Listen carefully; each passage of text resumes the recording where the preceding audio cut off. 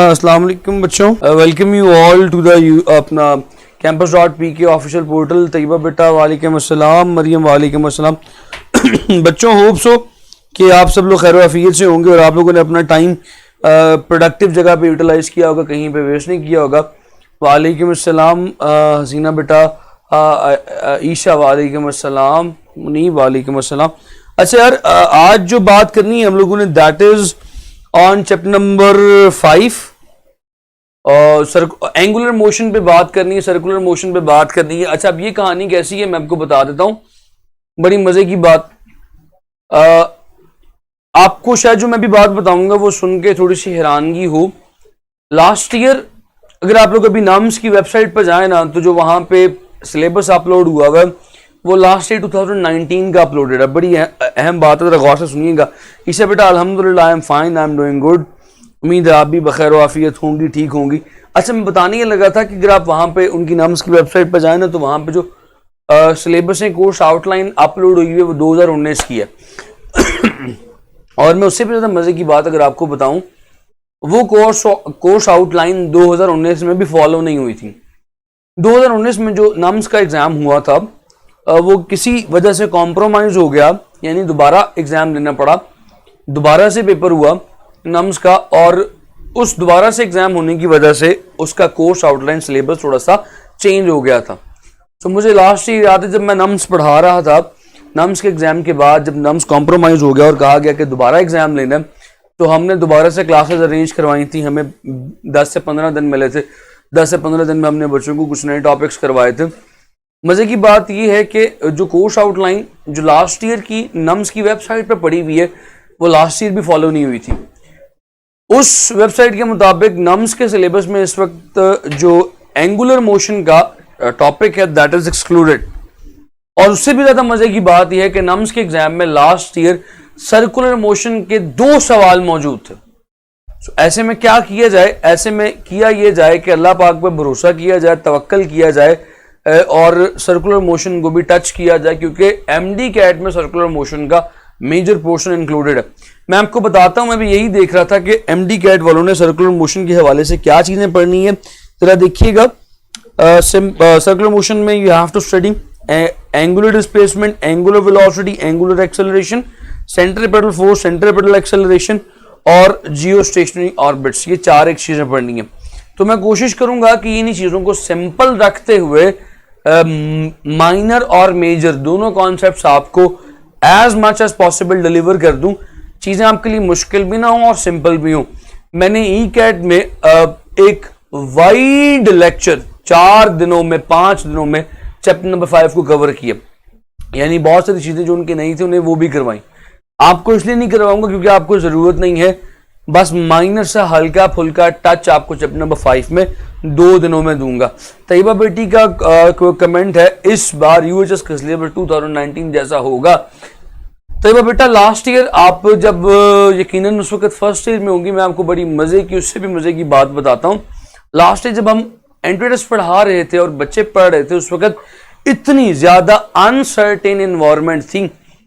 पहले ये कहा जा रहा था कि अगस्त की 15 या 20 तक हो जाएगा आपका जो एग्जाम है, हो जाएगा। अगर आप पीएमडीसी की वेबसाइट पर जाते, यूएचएस की वेबसाइट पर जाते, वहां पे लिखा होता था लास्ट ईयर के सारे आपको मामला बता रहा हूँ। दानिया बेटा वालेकुम सलाम, रुशिल वालेकुम अस्सलाम, अनीसा वालेकुम अस्सलाम। होता ये था, वहां पे लिखा होता था कि सारी किताब है, हालांकि यूएचएस में कभी भी सारी किताब नहीं होती। बुक के बहुत सारे टॉपिक्स एक्सक्लूडेड होते हैं और ए लेवल्स के बहुत सारे टॉपिक्स इंक्लूडेड होते हैं। कोई कोर्स आउटलाइन मिल ही नहीं रही थी। अभी भी जो मैंने भी अपलोड की है वो 2018 की, कोई course outline last year upload हो ही नहीं रही थी उनकी ऑफिशियल वेबसाइट पर। फिर क्या हुआ, मुझे जहां तक याद पड़ता, तकरीबन जुलाई के एंड पे ये फैसला किया गया पीएमडीसी ने कि हम नेक्स्ट मंथ एग्जाम ले लेंगे। पीएमडीसी का फड्डा हो गया यूएचएस के साथ। PMDC is Pakistan medical and dental association, आप लोगों को आइडिया होगा, कॉर्पोरेशन। आप सर आपका भी टेस्ट मेंशन नहीं है? नहीं, हाँ जी लारिश बेटा, मैं टेस्ट वाली बात का भी जवाब देता हूं। मैं अपनी टेस्ट वाली बात का भी जवाब देता हूं। 200 मार्क्स है बेटा। अच्छा, हुआ क्या फिर, उन्होंने अगस्त की डेट दी थी पीएमडीसी ने, जिस पे यूएचएस वाले उनसे नाराज हो गए, इनका फड्डा चलता रहा और बाद में कहीं जाके सितंबर में जाके इनका टेस्ट हुआ था एमडी कैट का, तो इनका बहुत ज्यादा फड्डा मामला आपस में चलता रहा। हमने अब क्या करना है, हमने करना ये कि हमने हर टॉपिक को थोड़ा थोड़ा टच करते चले जाना। हो सकता है जिस तरह मैंने आपको डायमेंशंस करवा दिए, लास्ट ईयर डायमेंशंस इंक्लूडेड नहीं था मगर डायमेंशंस में से सवाल बने हुए थे। इसी तरह इस वक्त नम्स वालों के लिए सर्कुलर मोशन इंक्लूडेड नहीं है, इसमें से सवाल लास्ट ईयर भी बने हुए थे, इंक्लूडेड नहीं है, तो हो सकता है इस बार भी बने हो। तो मैं हल्का सा कॉन्सेप्ट आपको दे दूंगा। सर पीएमडीसी को खत्म नहीं अब कर दिया गया, जी बिल्कुल, मैं लास्ट ईयर की बात आपको बता रहा हूँ, यूएचएस और पीएमडीसी की लास्ट ईयर की बात बता रहा हूँ। अब तो पीएमडीसी को रिजॉल्व कर दिया गया। आमना बेटा, मैंने आपको लास्ट मैंने मैसेंजर पे आंसर दिया था, मैंने मुझे याद पड़ता आंसर ये दिया था कि आपकी वो पिक्चर नजर नहीं आ रही, वो तैयबा ने मुझे कुछ 7-8 सवाल भेजे हुए थे, तो मैंने उसके मैक्सिमम पॉसिबल क्वेश्चंस का आंसर देने की कोशिश की थी, जितने सवालात के मैं दे सकता था। आपका नाम क्या भला? आमना। एक मिनट आमना बेटी, मैं देखता हूँ मैंने आपको लास्ट टाइम क्या रिप्लाई किया था। आमना आमना आमना आमना, हाँ आमना सेंड अ पिक्चर। अच्छा, आमना ने बाद में तस्वीरें भेजी हैं, तो मैंने तस्वीरें नहीं देखी उसके बाद। ओह आई एम सॉरी, मैंने उसके बाद पिक्चर्स नहीं देखी। मैंने आपको याद ये सवाल लास्ट भेजा था रिप्लाई के, कोई सवाल आपका नज़र नहीं आ रहा। नश्तर नहीं, प्राइवेट नहीं हुआ जी, वो सेमी गवर्नमेंट था, सेमी गवर्नमेंट ही है।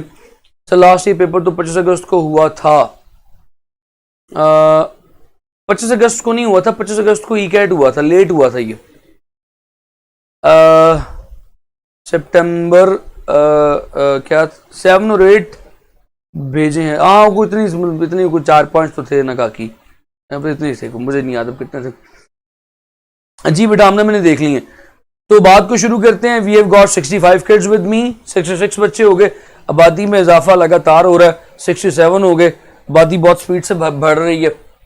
लेकिन जी इस दुआ के साथ शुरू करते हैं कि अल्लाह पाक मेरी जुबान में असर डाले, आपकी फ़ायदे के लिए अल्फाज बोलूँ, जो अल्फाज बोलूँ वो आप तक पहुँचे, आप उन्हें समझ सकें, उनमें से जो नॉलेज है उसे एक्सट्रैक्ट कर सकें। अल्लाह पाक आपको कामयाब करे, लेक्चर आपके लिए आसान करे। अपनी बात का आगाज़ करते हैं जी, बिस्मिल्लाह रहमान रहीम। Let's start chapter number 5। Chapter number 5 को शुरू करते हैं। सिंपल कॉन्सेप्ट्स लेके चलूंगा। 4 इज गॉन, 4 की कोई और वर्कशीट हुई तो वो भी जरूर अपलोड करूंगा। Let's start. आपने एंगुलर मोशन यानी सर्कुलर मोशन के ऊपर बात करनी है। एफएलपी कब है? वो एक बेटी का मुझे देखा ना, एफएलपी से याद आ गया बख्तावर का। एक बेटी का क्वेश्चन था कि टेस्ट नहीं हुए, तो बच्चों टेस्ट के हवाले से ना कहानी कुछ ऐसे है कि पहले वीक आपका हर दिन टेस्ट हुआ। अब आप लोगों ने बात की थी, मैंने टेस्ट बना के दे रहा था तो आप लोगों के टेस्ट नहीं हो रहे थे। मैंने पूछा क्या रीज़न है, उसकी रीज़न ये है कि अब आप लोगों को वर्कशीट्स भी साथ साथ मिल रही हैं और हर वीक आपका एक एफएलपी है। यानी जो टॉपिक्स आपने पढ़े थे उसका लास्ट वीक एफएलपी हुआ, कल सैटरडे है, कल इस वीक में जो टॉपिक्स आप लोगों ने पढ़े इसका कल एफएलपी होगा। मैं आपको सिलेबस भी बल्कि आज डिफाइन करके जाऊंगा, बड़ा अच्छा हो गया, पता चल गया। फिर उसके बाद इंशाल्लाह नेक्स्ट वीक और एफएलपी होगा और मंडे टू मंडे डिस्कशंस चलती रहेंगी साथ साथ, ठीक है जी। ले जी बात को शुरू करते हैं। Let's start with angular motion. भाई एंगुलर मोशन क्या है? सिंपल एंगुलर मोशन बोले तो circular motion.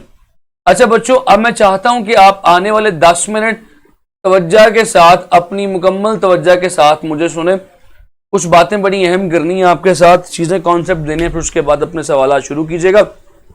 Let's start.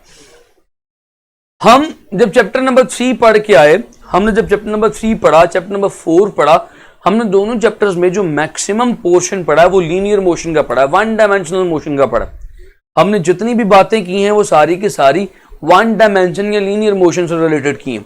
Chapter number 3 में एक टॉपिक था दैट वाज जी मुनीब अच्छा ओके। चैप्टर नंबर 3 में एक टॉपिक था projectile motion, that was 2 dimensional motion. अब हम एक और एडवांस चीज की तरफ बढ़ रहे हैं, we are heading towards circular motion. हम अब एडवांस चीज यानी एक नई चीज की तरफ बढ़ रहे हैं, सर्कुलर मोशन की तरफ बढ़ रहे हैं। हमारी कोशिश इस टॉपिक में ये होगी कि वो तमाम चीजें जो हमने चैप्टर नंबर 3 में स्ट्रेट लाइन के लिए पढ़ी हैं, मिसाल के तौर पे हमने कौन कौन सी चीजें पढ़ी हैं। हमने शुरू किए चैप्टर 3 डिस्प्लेसमेंट से, हमने फिर बात की वेलोसिटी पे, एंगुलर वेलोसिटी पे, वेलोसिटी पे, एक्सेलरेशन पे, फोर्स पे, मोमेंटम पे, इंपल्स पे, law of conservation of momentum पे, काइनेटिक एनर्जी, पोटेंशियल एनर्जी पे बात की। किसके लिए? लीनियर मोशन के लिए। अब हम वही सारी की सारी बातें कन्वर्ट करेंगे, ऑल्टरनेटिव लेके आएंगे सर्कुलर मोशन में, कि भाई वहां पे स्ट्रेट लाइन में अगर बॉडी चल रही है, स्ट्रेट लाइन में चलती हुई बॉडी का फासला क्या होता है? डिस्प्लेसमेंट। अब हम कहेंगे अगर बॉडी सर्कुलर पाथ में चल रही है उसका फासला क्या होगा? सो हम डिस्प्लेसमेंट का मुतबादिल, डिस्प्लेसमेंट का रिप्लेसमेंट, एक उसका मुतबादिल सर्कुलर मोशन में तलाश करने की कोशिश करेंगे, डिफाइन करने की कोशिश करेंगे। So let's start. ये डायग्राम इसलिए बनाई क्योंकि हम करने के हवाले हैं, we are going to talk about a circular motion in this respective lecture. इस लेक्चर में हम लोग सर्कुलर मोशन के ऊपर बात करने वाले हैं। अच्छा जी, फिर उसके बाद सबसे पहली चीज जहां से हमने अपनी बात को लेकर चलना है, दैट इज एंगुलर डिस्प्लेसमेंट। जिस तरह हमने चैप्टर नंबर 3 में अपनी बात का आगाज डिस्प्लेसमेंट के साथ किया था, यहां पे हम अपनी बात का आगाज एंगुलर डिस्प्लेसमेंट के साथ करेंगे। सो मान लीजिए कि ये वो सर्कुलर पाथ है जिसमें एक बॉडी और रिवॉल्व कर रही है, जिसमें एक बॉडी घूम रही है। ये उस बॉडी के सर्कल का सेंटर है। राइट नाउ बॉडी इस पॉइंट पे है, दिस इज पॉइंट पी, और थोड़ी देर के बाद बॉडी मूव करती करती इस पॉइंट पी डैश पे आ गई। ये जो पॉइंट है, जो बॉडी का सर्कल का सेंटर है, उसे ओ कह रहे हैं। अब बॉडी ने, जुमले पे गौर कीजिएगा जी बिल्कुल, आप गोल घूमेंगे, एग्जैक्टली सही कहा नहीं साहब आपने। इस केस में जो बॉडी ने सर्कुलर मोशन में एंगल तय किया, that angle is called as angular displacement. उसमें हम कहते हैं, देखिए जो बॉडी स्ट्रेट लाइन मोशन में चल रही है, वो स्ट्रेट लाइन मोशन में चलना उसका क्या है? That is displacement. अब बॉडी गोल घूम रही है तो जितना एंगल तय करेगी, that angle is called as angular displacement. Simple सी बात है।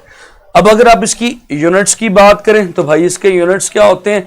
इसके यूनिट्स बहुत सारे हैं, मगर सारे यूनिट्स को डिस्कस तो नहीं कर सकते, चांद एक को कर लेते हैं। इसके मेनली यूनिट्स रेडियन है, radians are its SI unit, ये इसके एसआई यूनिट है। इसके अलावा भी चंद एक यूनिट्स हैं, जैसे बहुत मशहूर आपने सुने हुए हैं, इस्तेमाल भी किए हुए हैं, डिग्री भी इसके यूनिट्स हैं। फिर उसके अलावा याद रखिएगा मिनट्स, मिनट्स टाइम के भी यूनिट होते हैं, मिनट्स एंगुलर डिस्प्लेसमेंट के भी यूनिट हैं, और उसके अलावा सेकंड्स भी इसी के यूनिट्स हैं।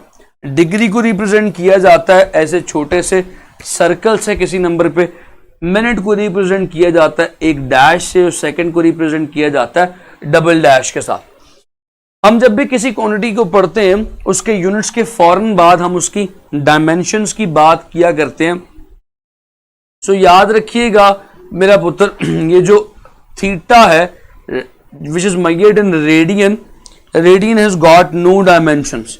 रेडियंस की डायमेंशंस नहीं होती, खाली ब्रैकेट्स, इसकी डायमेंशंस नहीं होती। अच्छा, मजे की बात यह है, इसकी डायमेंशंस को यूं भी लिखा जा सकता है, कोई भी चीज लिख के उसकी पावर 0 डाल दो, उसकी पावर 0 1 होता है, ठीक है।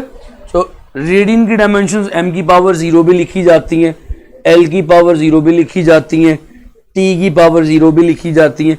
कुछ भी लिख के उसकी पावर 0 डाल दो, कि मैथमेटिक्स तुम लोगों ने पढ़ा नहीं हुआ, मैं बता देता हूं, इस रेवोल्यूशन भी है उसकी एग्जैक्टली नहीं बब, कुछ भी लिख के उसकी पावर 0 डाल दो, उसकी डायमेंशंस रेडियन ही बन जाती है। इससे अगर मैं एक कदम आगे आपको लेके चलूं, जब भी हम किसी क्वांटिटी को पढ़ते हैं, डेफिनेशन पढ़ी, यूनिट्स पढ़े, डायमेंशंस पढ़ी, उसके बाद सबसे बड़ी चीज हम उसकी, उस क्वांटिटी की नेचर पढ़ते हैं कि वो क्वांटिटी है क्या, स्केलर है या वेक्टर है। मैं मजे की बात आपको बताता हूं कि थीटा जो है, it is vector as well as scalar. मजे की बात यह है कि एंगुलर डिस्प्लेसमेंट वेक्टर भी है और स्केलर भी है। अब वेक्टर कैसे है और स्केलर कैसे है, जरा गौर कीजिएगा। It is vector when theta is very small, theta is very small. अगर एंगल बहुत छोटा हो तो ये वेक्टर कंसिडर किया जाता है। बहुत छोटा कितना को? Theta must be less than और इक्वल टू 10 डिग्रीज। अगर थीटा 10 डिग्री या 10 डिग्री से छोटा होगा तो ये वेक्टर कंसिडर किया जाएगा। For theta is greater than 10 degree अगर थीटा 10 डिग्री से बढ़ जाए तो ये स्केलर कंसिडर किया जाता है। अब आप बच्चे और बच्चियां मुझसे सवाल पूछ सकते हैं कि सर छोटा होगा तो वेक्टर क्यों है, बड़ा होगा तो स्केलर क्यों है। देखिएगा, if angle is smaller, for example ये एंगल छोटा है, ये एंगल जो बन रहा है ये बहुत छोटा एंगल है, लेस देन 10 डिग्री है, तो अगर आप गौर करें इसका एंगल जो बनेगा it would be a straight line theta बन रहा है। So it has got some direction, इसलिए छोटे की डायरेक्शन होती है, हम उसे वेक्टर कह देते हैं। अगर ये बहुत बड़ा हो जाता लाइक दिस, इस केस में इट इज कर्व्ड, इसकी डायरेक्शन कांस्टेंट नहीं रही। जब डायरेक्शन कांस्टेंट नहीं रही तो हमने उसको स्केलर कह दिया, राइट। इससे आगे चलते हैं, वेक्टर भी है और स्केलर भी है। सो मान लो भाई अगर तो वेक्टर है, कभी कभार तो वेक्टर है ना, जब छोटा हो तो वेक्टर तो है, तो वेक्टर हो तो उसकी डायरेक्शन कैसे फाइंड की जाएगी। डायरेक्शन फाइंड करने के लिए हमें बड़ों ने एक रूल दे दिया, उस रूल को मैं प्यार से कहता होता हूं RHR बोले तो right hand rule. Right hand rule states that, right hand rule ये कहता है कि भाई जिस डायरेक्शन में रोटेशन है उस डायरेक्शन में इसके एक्सिस ऑफ रोटेशन को ग्रास्प कर लो। एक्सिस ऑफ रोटेशन क्या चीज है, वो इमेजिनरी लाइन जिसके गिर्द बॉडी घूम रही है। So grasp the axis of rotation in your right hand by curling the finger in the direction of motion. ऐसे एंटी क्लॉकवाइज मोशन है तो एंटी क्लॉकवाइज फिंगर्स को कर्ल किया, एक्सिस ऑफ रोटेशन को ग्रैब किया, your thumb will indicate the direction of angular displacement, outward, बाहर की तरफ आ रहा है। अगर तो क्लॉकवाइज मोशन होती तो फिर मैं ऐसे फिंगर्स कर्ल करता, थंब अंदर की तरफ जाता, direction of angular motion, direction of angular displacement अंदर की तरफ होती। रोशेल बेटा क्या चीज क्लियर नहीं हुई, पूछिए, खुल के पूछिए, मैं अभी बताता हूं क्या चीज क्लियर नहीं हुई। सो याद रखिएगा, by using right hand rule हमें एक बात समझ में आया कि भाई एंगुलर डिस्प्लेसमेंट या तो बाहर की तरफ होगा या अंदर की तरफ होगा, लेकिन होगा हमेशा along the axis of rotation. चाहे एक्सिस ऑफ रोटेशन में बाहर की तरफ हो, चाहे एक्सिस ऑफ रोटेशन में अंदर की तरफ हो। सो डायरेक्शन याद रखिएगा, बड़ी अहम बात, डायरेक्शन इज, जुमला गौर कीजिएगा, always along axis of rotation. Got it जी। रुशिल बेटा सवाल क्या आपका, vector scale, okay okay okay.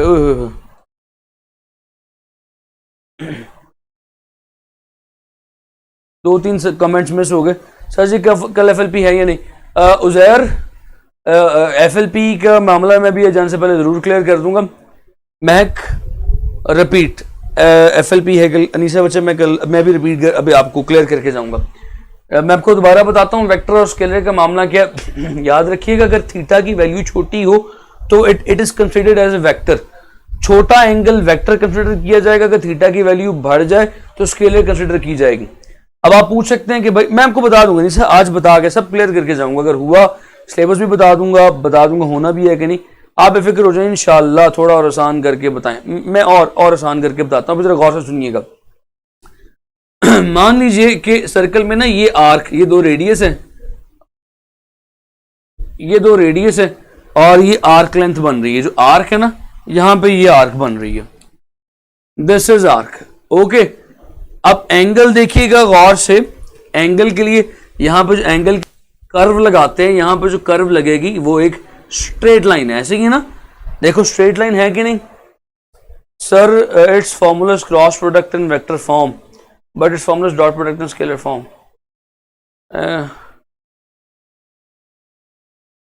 Okay मैं समझाता हूं।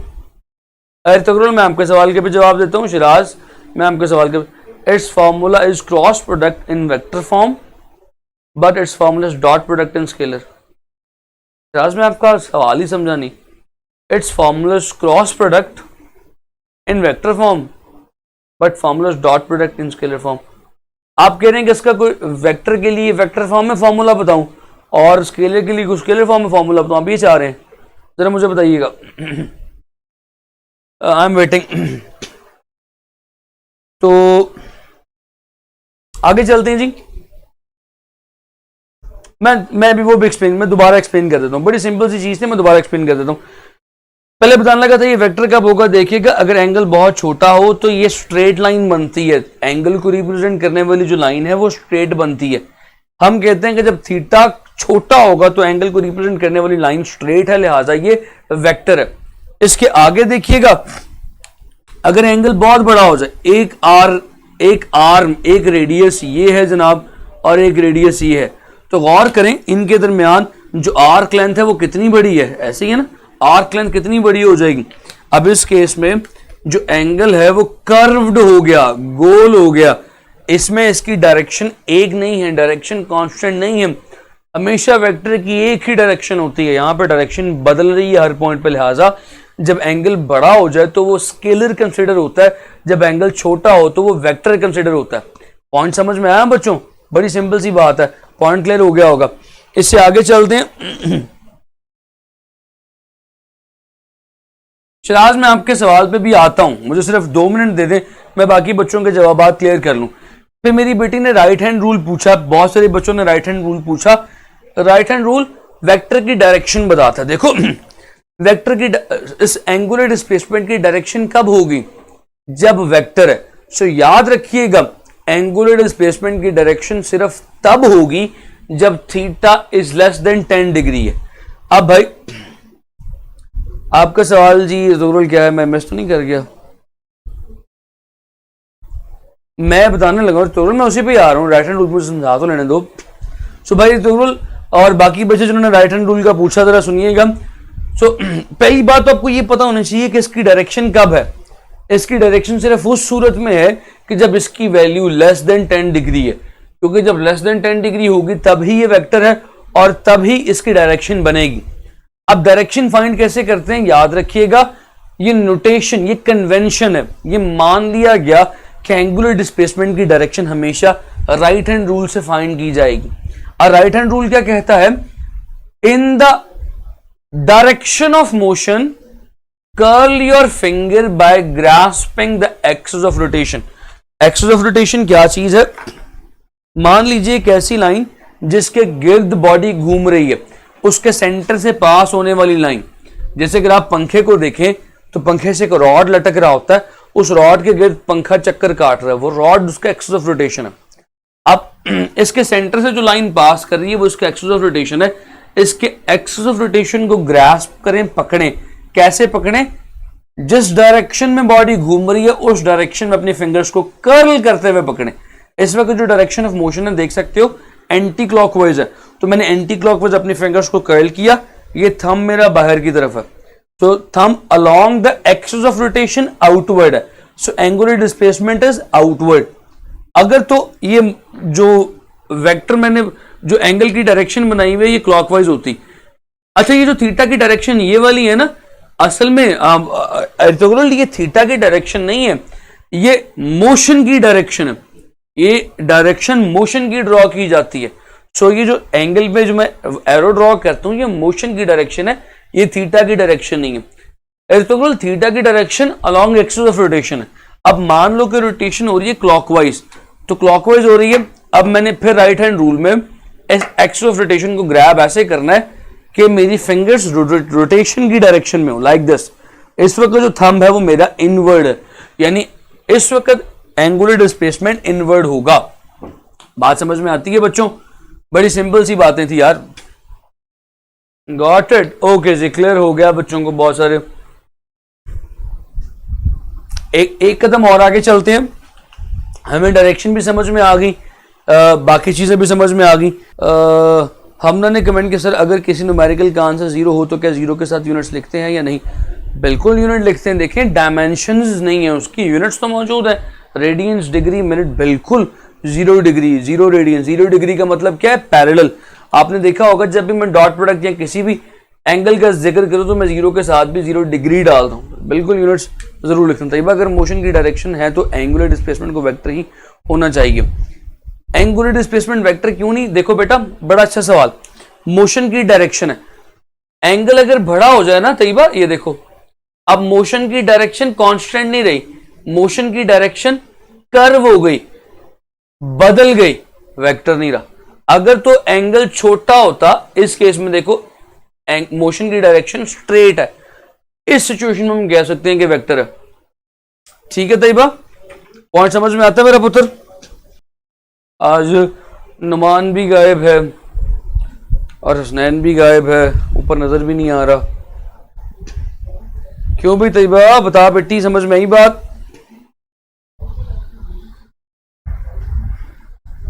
शुड आई मूव ऑन, आगे चलूं?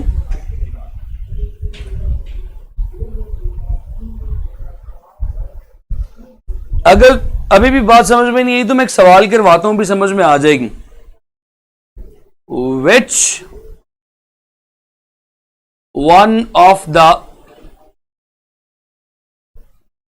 Following theta is vector? बड़ा मेरा अच्छा सवाल है, मेरे पसंदीदा सवालों में से एक है। इस पे बड़े अच्छे अच्छे बच्चे भी कंफ्यूज हो जाते हैं, जरा ध्यान से इसका जवाब दीजिएगा। 0.1 रेडियन, 0.5 रेडियन, 5 रेडियंस, डी कर लें 10 रेडियंस। क्या ख्याल है, which one of them is the vector quantity? कौन सा थीटा, कौन सा एंगल इनमें से वेक्टर होगा? सारे जरा जवाब दें। नवीरिया, ईशा, बिस्मा, तैयबा, कशफ, नमरा, फातिमा, शकीला, हसीना, रिनाद, वजीहा, रोशेल, तैयबा, फरखंदा भी गायब ही हो गई है। फरखंदा पुत्र भी जवाब कोई नहीं देता, कोई पार्टिसिपेट नहीं करता। बस बाकी बच्चे और भी बैठे जिनका मैंने नाम नहीं लिया शिक्षित में से, वही ना समझा कि मैंने उनको देखा नहीं है। इस तरह मुझे बच्चे सिर्फ ये नजर आ रहे हैं। फरहा भी नजर आना शुरू हो गई, अब 64 हो गए। हाँ भाई, जरा इसका जवाब दीजिए, क्या ख्याल है? Which one of the following is vector? अगर आप ए ऑप्शन को देखें तो 0.1 रेडियन है। What is radian? Radian is 57.3 degrees. तो अगर मैं यहां पे लिखूं 57.3, 0.1 को मल्टीप्लाई करूं तो जवाब आएगा 5.73।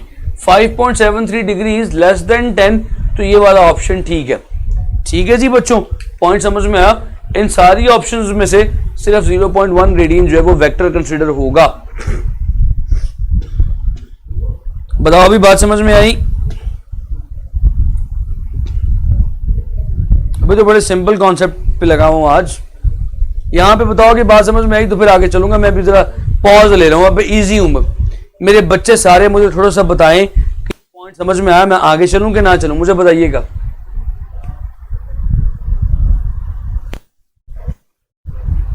पता नहीं मजमून लिखना शुरू हो गया CSS का, टाइपिंग लिखा आता है, फिर बच्चे गायब हो जाते हैं, ज़हन बदल जाता है। मारिया भी अब नजर आ रही है भाई।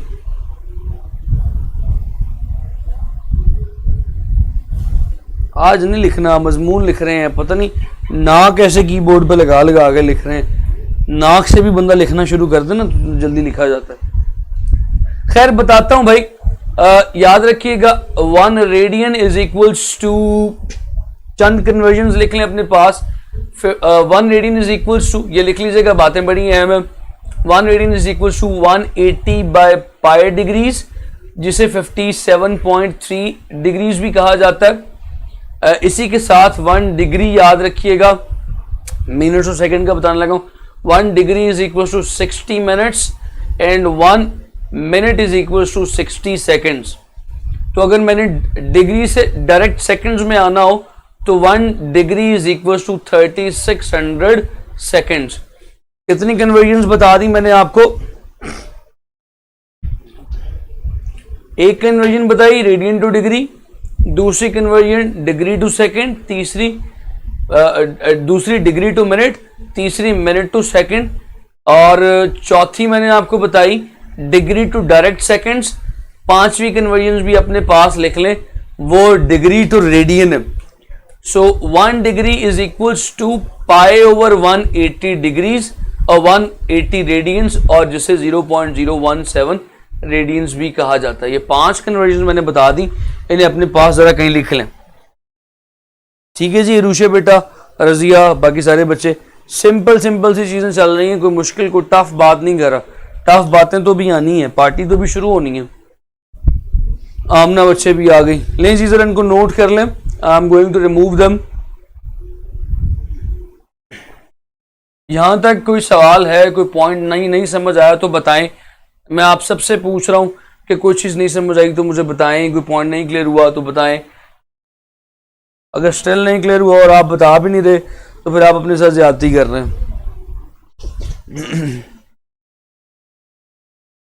The next thing is, the next part is, जब हम डिस्प्लेसमेंट पढ़ते हैं उसके बाद वेलोसिटी पढ़ते हैं। इसी तरह जब हम एंगुलर डिस्प्लेसमेंट पढ़ चुके हैं तो अगली चीज हमने एंगुलर वेलोसिटी पढ़नी है।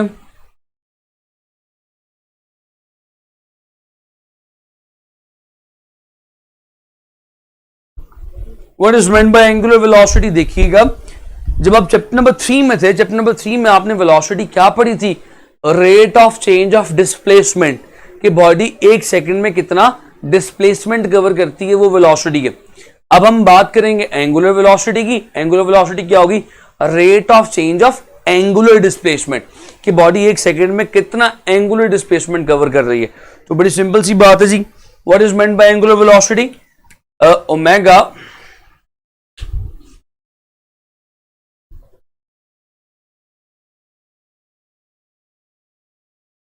तो आप लोगों के कमेंट्स ओके ओके,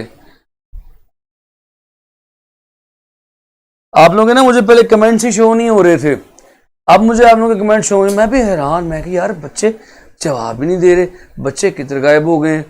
ले जी, अब जवाब आने शुरू हो गए। पूरा तो नीचे सैलाब आया हुआ है बाबा जी, मैं तो बड़े मजे से मस्त होकर बैठा हूँ, बच्चे जवाब ही नहीं दे रहे। Clear clear clear. सिराज ने कुछ 71 दफा कमेंट कर दिया, if we divide the circle into small parts then it is vector. जी सिराज ठीक है, शजील ने भी कर दिया कमेंट। हाँ जी बिल्कुल हुसैन, मुझे कमेंट शोने से हो रहे, अब आ गए। वो सारी चैट नीचे थी और मैं कहीं ऊपर पहाड़ों में बैठा हुआ था, तो मैंने अब नीचे किया तो मुझे नजर आया। ठीक हो गया, सही हो गया।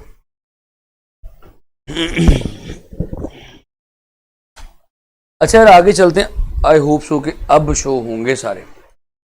एंगुलर वेलोसिटी को डिफाइन कर दिया, W omega angular velocity that is equal to delta theta over T, यानी rate of change of angular displacement per unit time.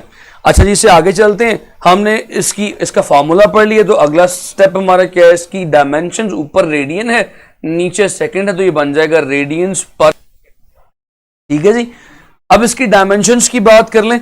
ये लिखा हुआ है हमारे सामने रेडियंस पर सेकंड।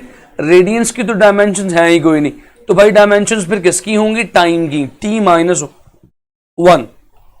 लिहाजा भाई इसकी डायमेंशंस इक्वल होती हैं फ्रीक्वेंसी की। फ्रीक्वेंसी की डायमेंशंस भी यही हैं।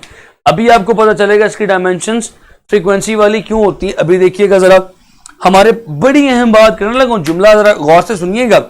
W is equals to delta theta over T formula हमारे पास फॉर कंप्लीट रोटेशन।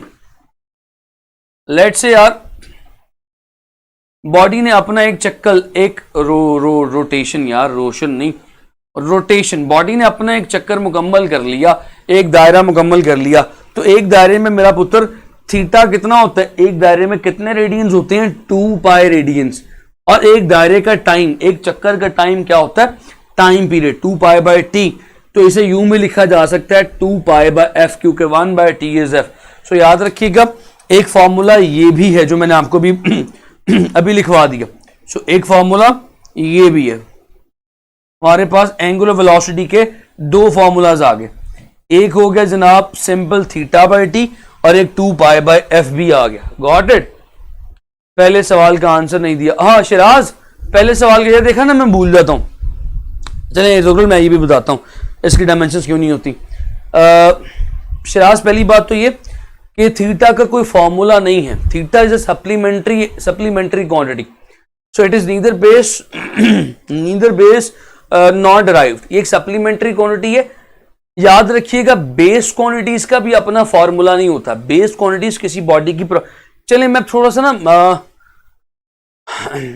बात कहीं की कहीं निकल जाएगी, लेकिन अब आपका सवाल है तो क्या करूं, मुझे जवाब देना है इसका।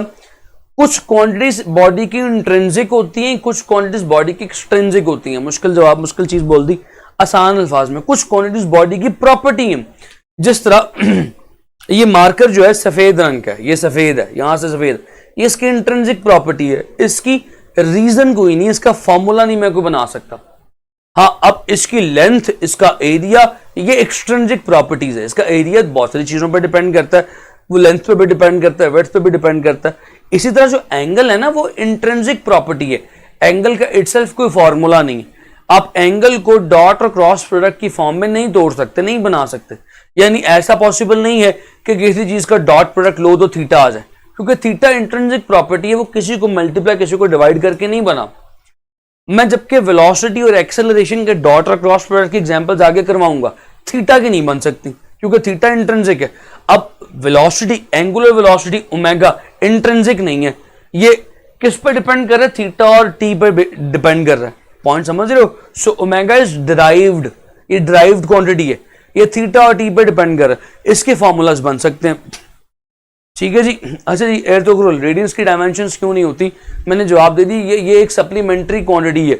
सप्लीमेंट्री क्वांटिटीज रेल्यू गुट्टा होती हैं। जिस तरह गली में कभी कभार क्रिकेट खेलते हुए आपको बनाया जाता था कि भाई तू इस टीम में भी नहीं है, तो इस टीम में भी नहीं, तू दोनों टीमों में जा, याशी कर, बैटिंग ले, यहां से भी बैटिंग ले, वहां से भी, और घर जा, यानी वो जान छुड़वाई जाती है बच्चे से। इसी तरह इन क्वांटिटीज के साथ भी हुआ। So they are not based, they are neither derived, that's why इनकी डायमेंशंस भी नहीं बनाई गई। सॉरी सर जी, वो तबीयत खराब थी इसलिए। पुत्र मुझे तो नीयत लग रही है खराब है। सर आज के लिए इतना बहुत है, ज्यादा नहीं हो गया मेरा ख्याल है, बख्तावत बहुत ज्यादा हो गया मेरा ख्याल है बदहजमी होगी, ज्यादा फिजिक्स पढ़ लिया। शिराज, यस शुक्र है शिराज, बात समझ में आ गई, इर्तुगरुल को भी बात समझ में आ गई। You are welcome. बात उठा दिया, मैं आपके कमेंट किसी के मिस नहीं करता, वो ना नजर आए तो वो एक अलग बात है। आगे चलते हैं जी, रजिया भट्टी उसने भी जवाब दे दिया क्लियर। सो एंगुलर वेलोसिटी की हमें समझ में आ गई, इससे एक कदम और आगे चलते हैं। डायमेंशंस पढ़ ली, डेफिनेशन पढ़ ली, एक नया कॉन्सेप्ट यहां से सीख लें भाई, इसकी नेचर क्या होगी, ये किस नेचर की मालिक है क्वांटिटी। भाई ये देखो डिपेंड कर रही है थीटा पे, तो एंगुलर वेलोसिटी कब वेक्टर होगी? जब थीटा वेक्टर है। बख्तावर बेटी मुझे सिर्फ 5 to 7 मिनट्स और दे दे, उसके बाद मैं फ्री कर दूंगा। 5 to 7 मिनट्स और, बस 5 मिनट और मैं एंगुलर वेलोसिटी और एंगुलर एक्सेलरेशन पढ़ा दूं, उसके बाद बस। सवालात कल, सवालात आज नहीं, सवालात बहुत हैं लेकिन आज नहीं करेंगे सवालात। कल आते साथ ही पहले मैंने से सवाल ऐसे फेंकने सवाल, तो आज सिर्फ कॉन्सेप्ट ले लें। देखो एंगुलर वेलोसिटी डिपेंड कर रही है एंगुलर डिस्प्लेसमेंट पे।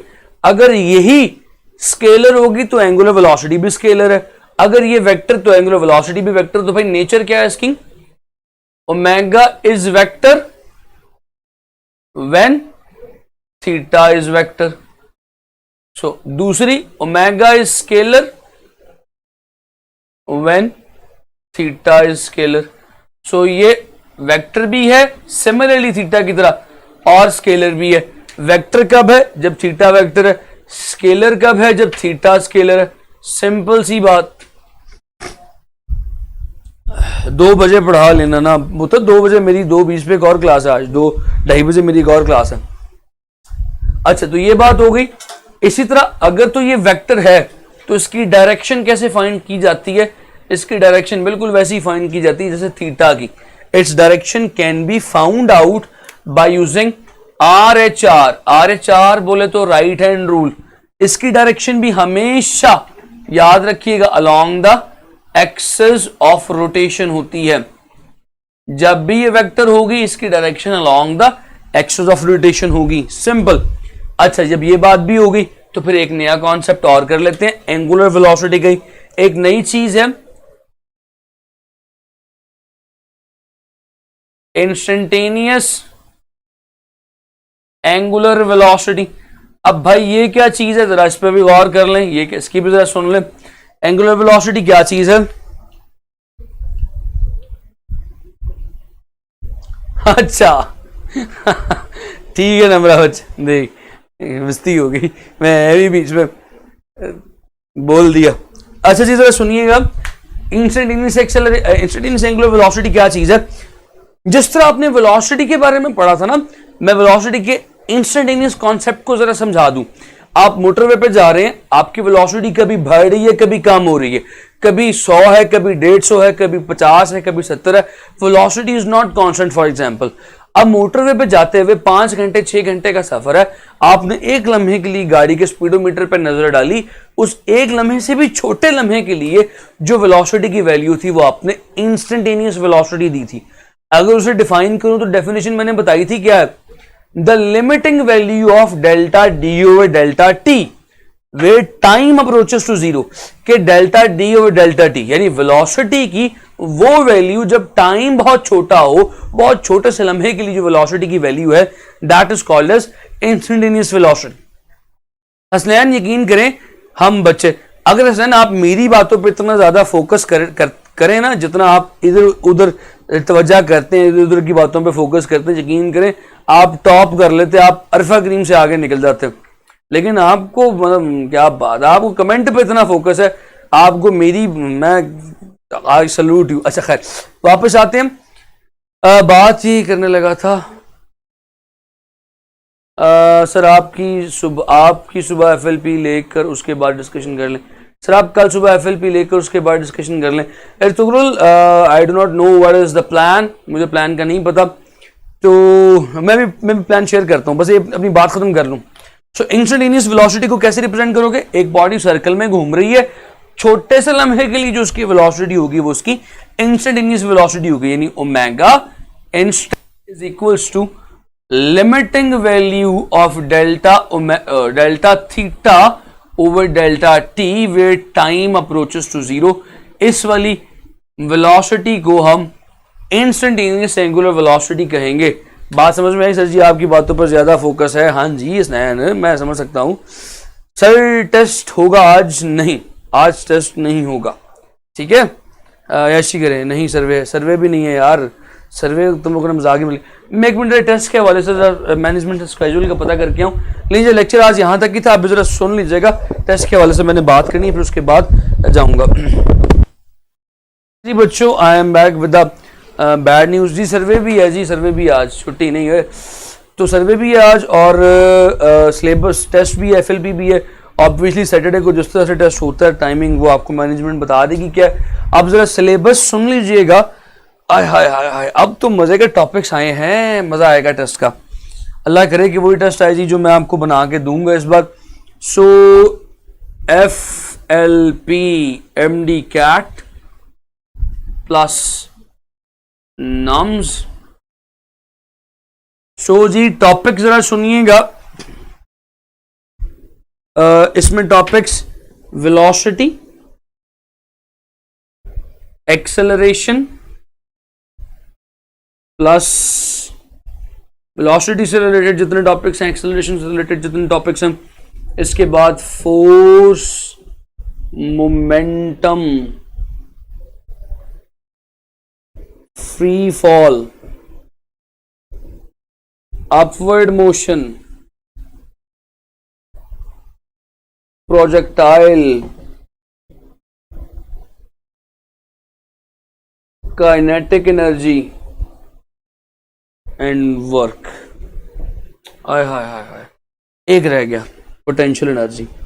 ये टॉपिक्स आपके टेस्ट में होंगे, ठीक है जी। प्लीज मंडे को रख लें, इसे सिलेबस में सी दीजिएगा आप, सिर्फ मंडे को ले लें।